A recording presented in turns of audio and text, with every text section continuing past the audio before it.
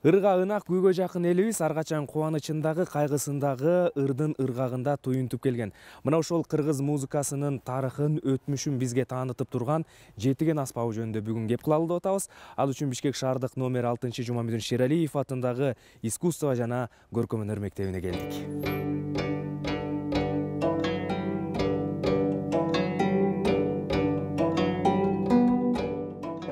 Биз класска киргенде Ыбырай Тумановдун боз салкын көөсү жетигендин коштоосунда жаңырап атат. Мына ушул доорлордун добушунда, кылымдын кыйырында дауышы үнү угулуп келип, бүгүнкүгө жеткен кыргыздын байыркы аспабы болгон жетиген аспабы бүгүнкү күндө көпчүлүк жаштардын кызыгуусун арттырып, өзгөчө мына ушул элдик өнөргө ышкыбоздордун ышкысын ойготуп аткан учуру.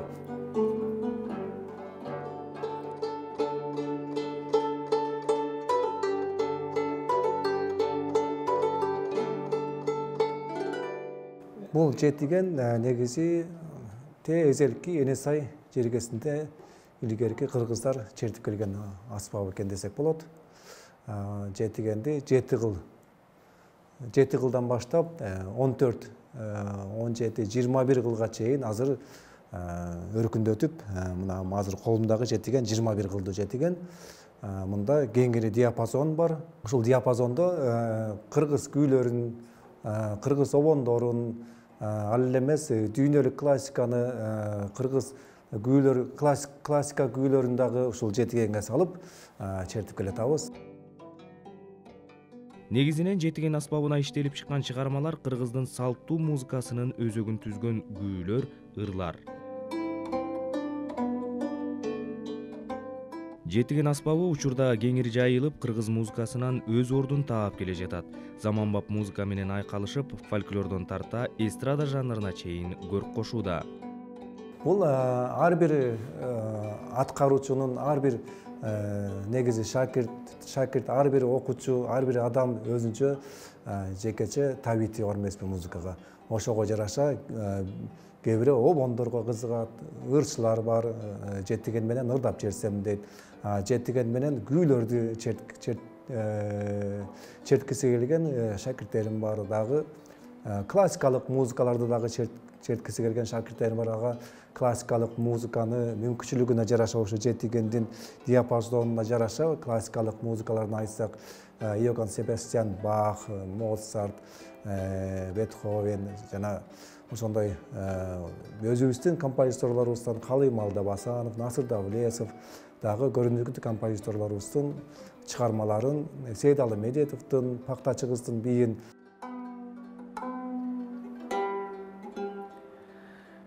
Мен мына ушул жетиген аспабын кармап отурам. Бул кадимки комуз черткен сыяктуу эле ошол таризде, ошол багытта эле ойнолуучу аспап. Мына ушул жагынан кылды терип атайын. Ар бир кылды өз-өзүнчө терип ойнойт. Бул жагынан болсо кадимки комуздун тоомдорун, позицияларын өзүнчө бөлүп баскандай эле мына ушул ноталарга ылайык добуштарды чыгарып басат. Айрым учурда болсо дал ушул сол кол кайра бул жакка келип, айрым бир жерлерде жардамга мына ушул жактан дагы кылды терүүгө көмөкчү болот.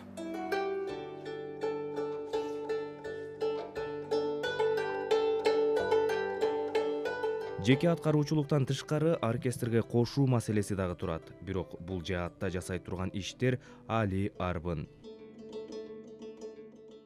Негизи оркестрге кошуш үчүн ошол аспапты окуп бүткөн, ушул аспап боюнча адистиги бар музыканттар, жетигенчилер оркестрге даяр болуп барышат. Ошондо ал музыканттын, ошо жетигенчинин чеберчилиги аркылуу оркестрде кандай обон, кандай күү болсо деле ойной берсе жарашат. А эгер дагы өркүндөтүп, дагы жеңилдиктерди кошобуз десек, анда дагы ойлончу дагы маселелер, иштер бар. Аспаптын өзү ушундай эле өзгөртүлбөйт, бирок буга дагы кошумча өзүнчө баскычтарды, өзүнчө дагы мүмкүнчүлүктөрдү кошуш керек да.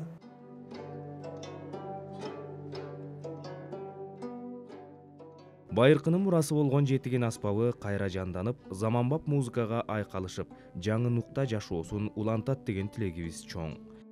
Чыңгыз Рыскелдиев, Данияр Амантур уулу, Нурзат Бектурсун кызы, Замана студиясы.